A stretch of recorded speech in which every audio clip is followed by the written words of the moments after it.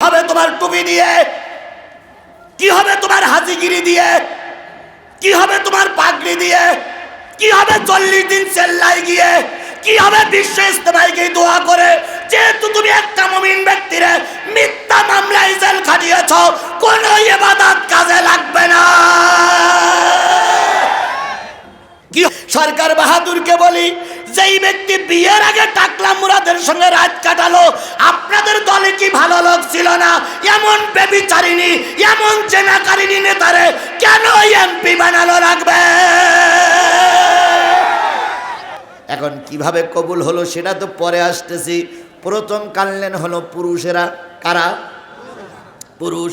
যে পুরুষের ভিতরে ছিল হযরত আব্বাসের ছেলে ইবনে আব্বাস রাদিয়াল্লাহু তাআলা আনহু।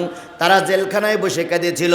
তিনি ছিলেন পৃথিবীর সর্বশ্রেষ্ঠ মুফাসসির, তার চাইতে ভালো মুফাসসির এই নবীর পরে আর কেউ আসতে পারি নাই। এত সুন্দর মুফাসসির ছিলেন তিনি। ছিলেন আবু জেহেলের জেলখানায়। এই আবু জেহেলের জেলখানায় সবচাইতে দামি মুফাসসির ওখানে বসে কেঁদেছিল। জালেমদের জেলখানায় অনেক মুফাসসির বসে বসে আল্লাহর কাছে কাঁদতেছে।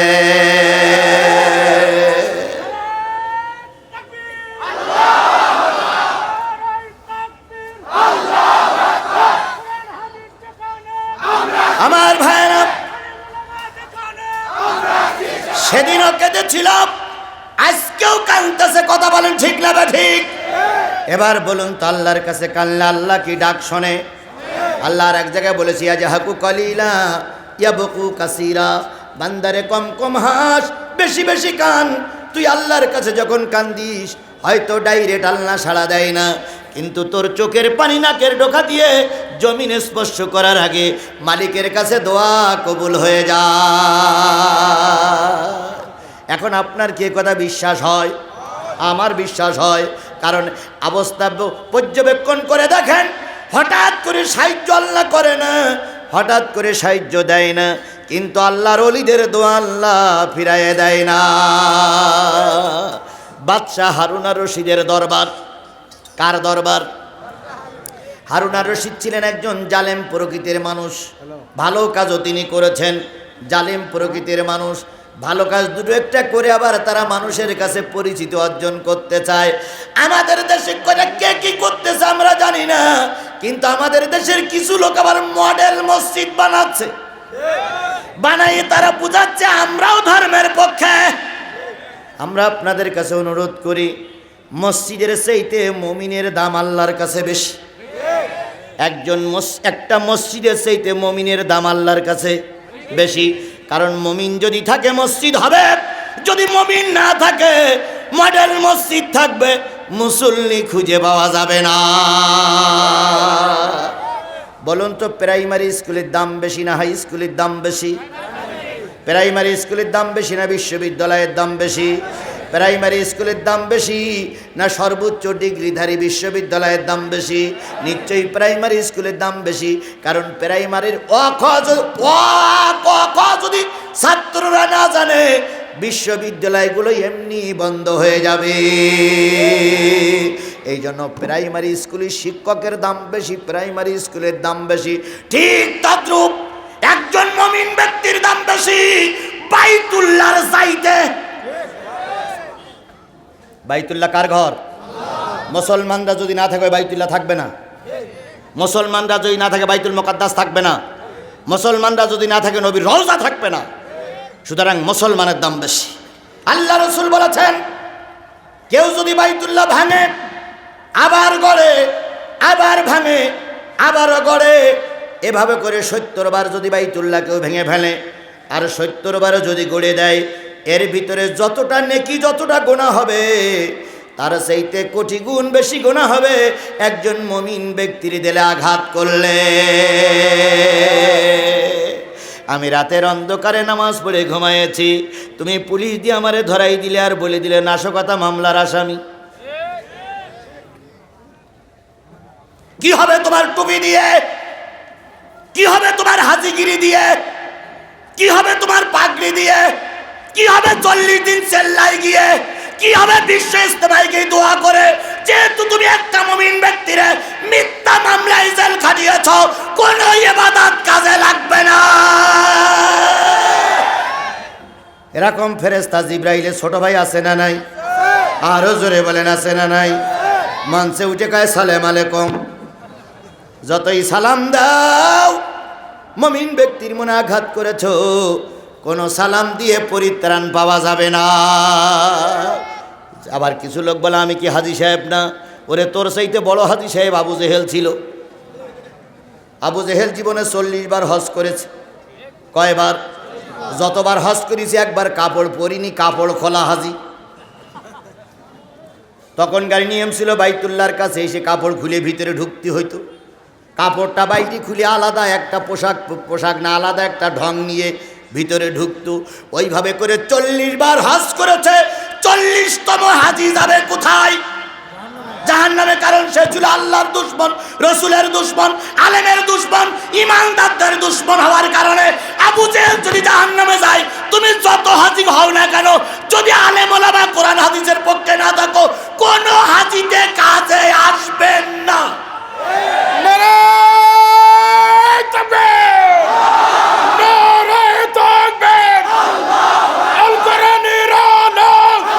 আল্লাহ আমাদের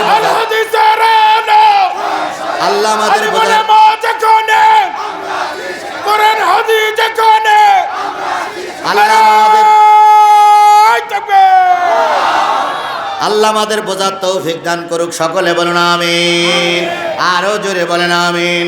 আমার বন্ধুরা ভালো করে শোনেন, ভালো করে বুঝুন। বিভিন্ন ধর্মের বিভিন্ন দলের লোক এখানে আছেন, আপনি একটু ভালো করে বুঝুন। মঞ্চে সবাই বসে আছেন, নিচে বসে আছেন। আমি যা দেখতেছি আমার হৃদয়ের চক্ষু দিয়ে, আমি বগুড়ার মানুষকে কম চিনি না। এখানে শতকরা 10% আলেম ওলামা আছে। 10%-এর বেশি আলেম ওলামা আছে। তারা কোরআন হাদিসের কথা শুনতেছে। ও আমার ভাইরা, এই আলেমরা কিন্তু একদিন না একদিন আপনার জানাজায় শরীক হবে। একদিন এই আলেমরাই আপনার জন্য দোয়া করবে। বাংলাদেশে অনেক ওসি সাহেবের শিক্ষিত আছে, অনেক এসপি সাহেব শিক্ষিত আছে, অনেক এসপি সাহেব ডিসি সাহেব আলেম আছে। কিন্তু আমার জীবনে কম এসপি সাহেব ডিসি সাহেব ওসি সাহেবকে দেখেছি জানাজার ইমামতি করতে।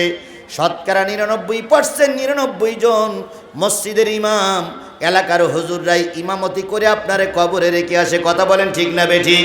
সেই আলেমদের মনে আপনি কষ্ট দিচ্ছেন, সেই হুজুরদের নামে মিথ্যা মামলা দিচ্ছেন, সেই হুজুরদেরকে বিনা কারণে জেল খাটাচ্ছেন। আল্লাহর কসম, যখন এই হুজুর আপনি কবরে যাবেন, জানাজা পড়ে দোয়া করে দেবে, আল্লাহ এই নুনগোলা ইউনিয়নের সবচেয়ে বড় শয়তানটা যাচ্ছে, ঠিক মতন টাইট দিও।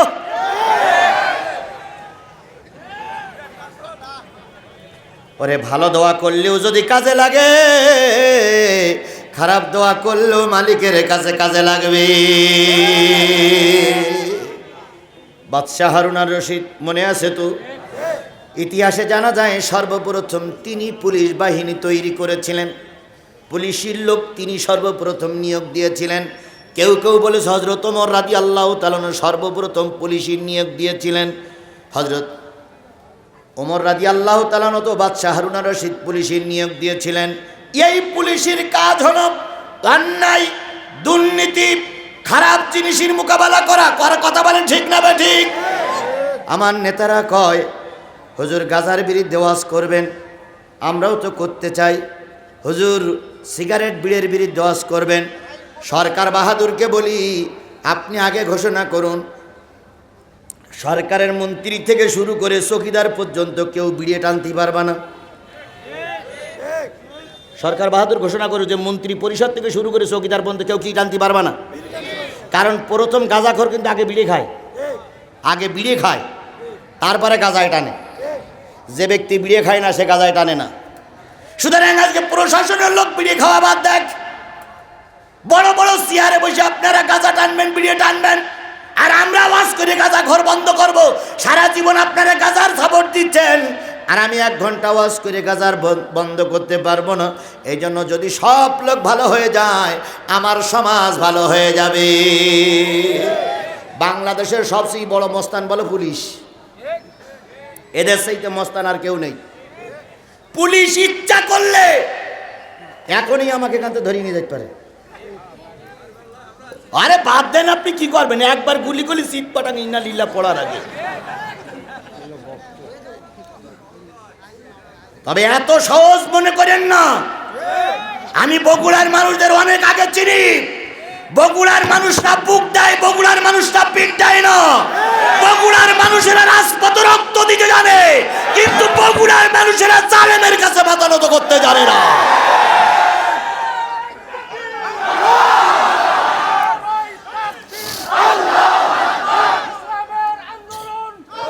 আমার ভাইয়েরা,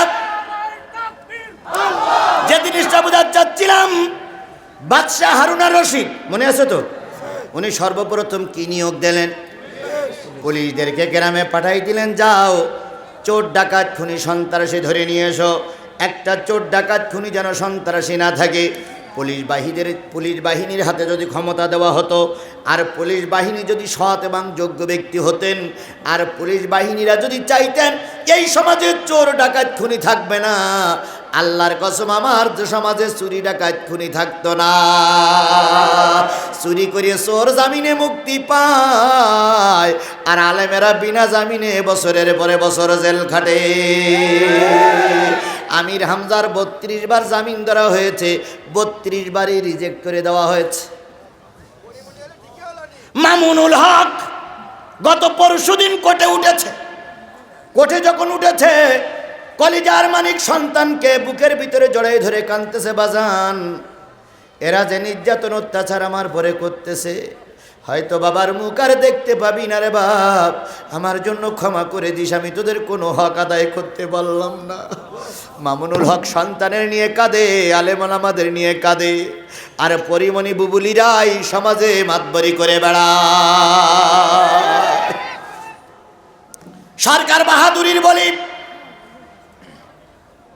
চাঁপাইনবাবগঞ্জে আমাদের বিএনপির একজন এমপি ছিলেন, তিনি পদত্যাগ করার কারণে ওখানে আপনারা একজনের নমিনেশন দিয়েছেন।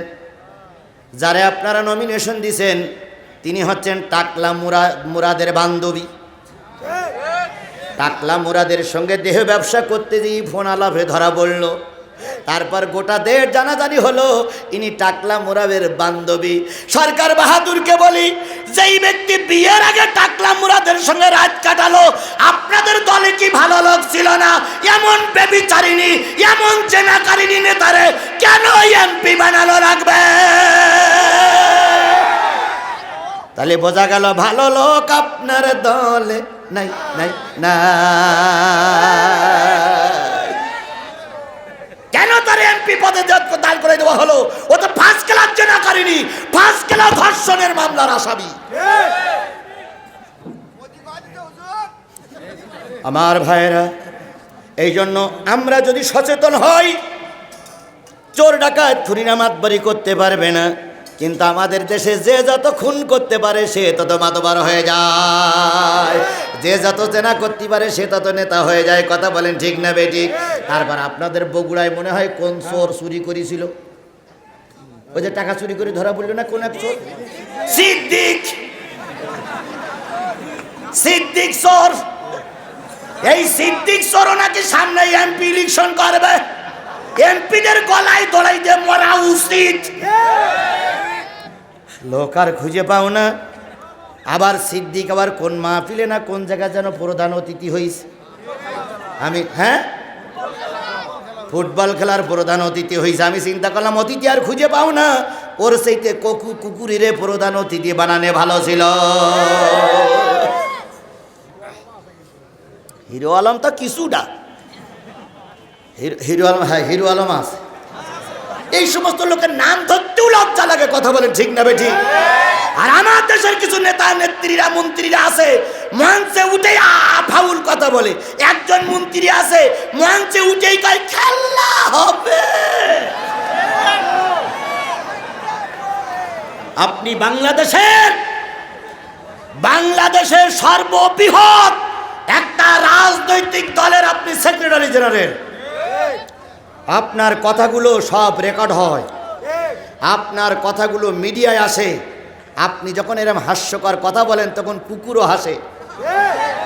মাননীয় মন্ত্রী, আপনার কাছে অনুরোধ করি, আপনি একটা বক্তৃতা দেওয়ার পরে ওর পিছনে লোক কমান্ড করে, 1000 লোক কমান্ড করলে 9,990 জন লোক আপনার নিয়ে সমালোচনা করে।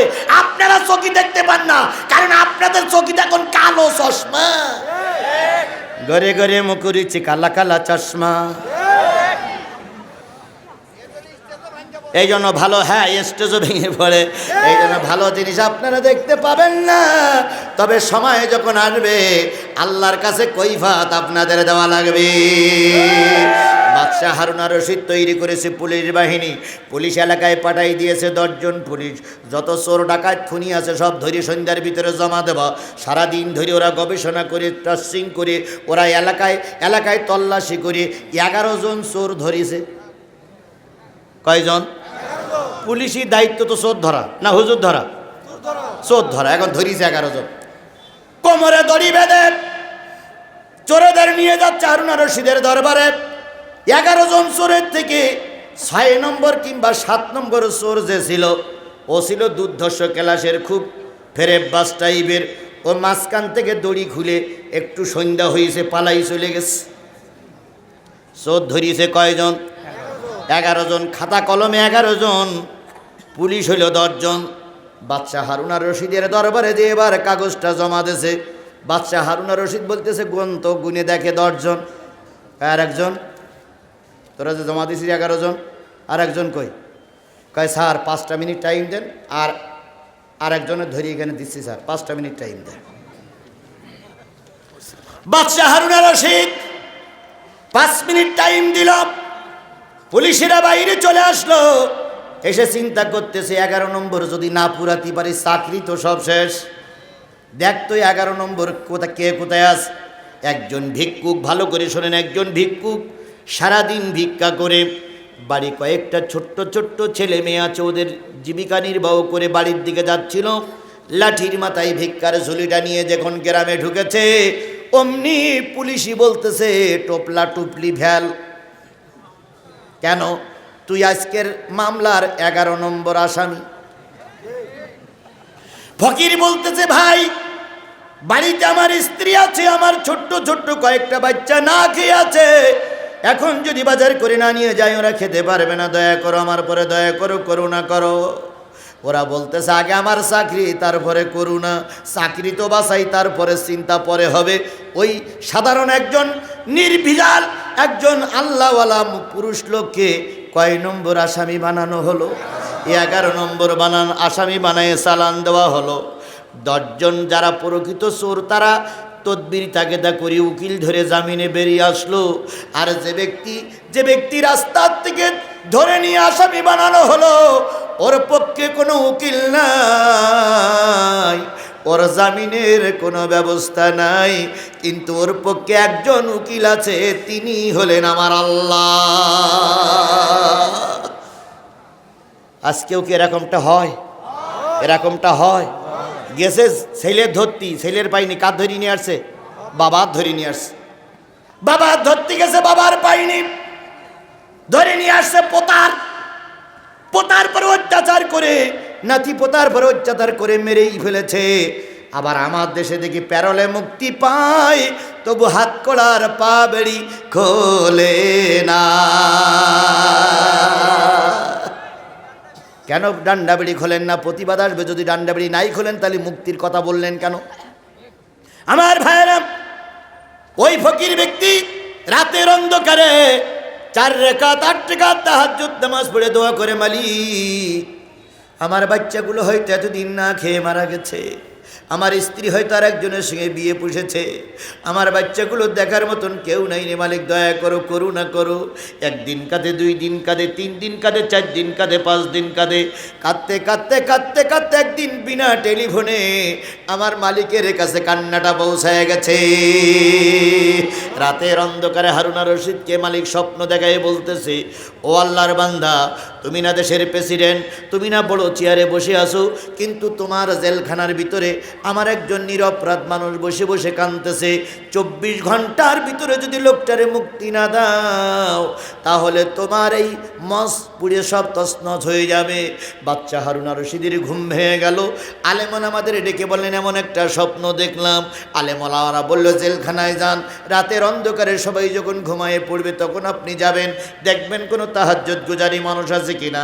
পরের দিন বাচ্চা হারুন আর রশিদ রাতের অন্ধকারে সবাই যখন ঘুমায়ে পড়ল, নিজে ফকিরি বসে জেলার জেল সুপারের কাছে যেয়ে বলতে, চাবিটা দেন, আমি একটু জেলখানাটা দেখতে চাই। যেয়ে দেখে আল্লাহর বান্দা সেজদায় পড়ে ডুকরে ডুকরে কাঁদতেছে। বালি, তুমি তো জানো আমি চুরি করিনি, তুমি জানো আমি ডাকাতির আসামি নই, ও মালিক তুমি জানো আমি ধর্ষণের আসামি না, তুমি জানো আমি যুদ্ধ অপরাধী না। কার কাছে কাঁদতেছে? মালিকের কাছে কাঁদতেছে। বাচ্চা হারুন আর রশিদ খুঁজতে খুঁজতে খুঁজতে খুঁজতে ওই লোকটির পাশে যেয়ে বসলেন।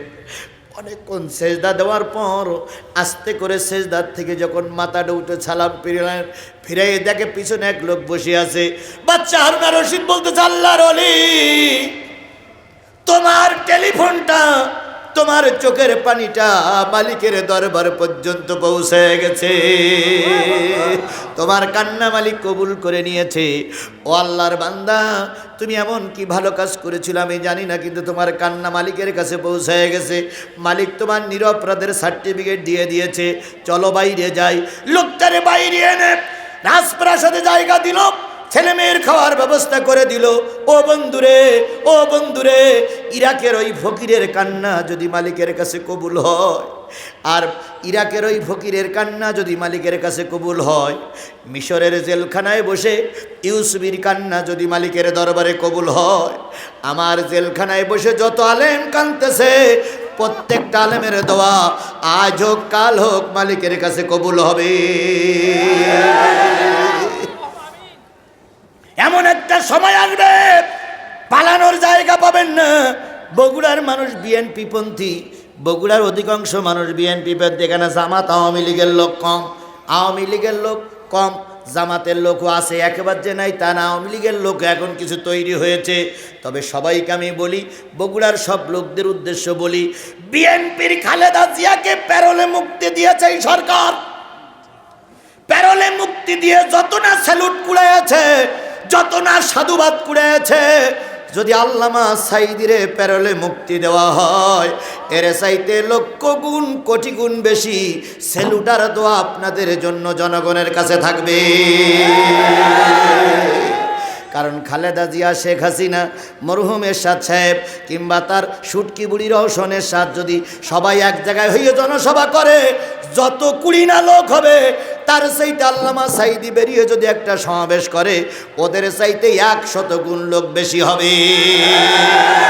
এই জন্য আমি জানি আল্লামা সাইদির জনপ্রিয়তা বাংলাদেশের সবচাইতে বেশি। কথা বলেন ঠিক না ঠিক?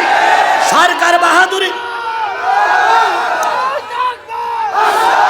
সরকার বাহাদুরির কাছে, সরকার বাহাদুরির কাছে আজকের এই বিশাল কাফেলা নিয়ে একটা অনুরোধ করে গেলাম, আলেম ওলামাদের মুক্তি দেন, কোরআন হাদিস বলার পরিবেশ তৈরি করে দেন, দিনের পক্ষে থাকুন, আল্লাহ বরকত দেবে। বেঁচে থাকলে আবারও দেখা হবে। আমার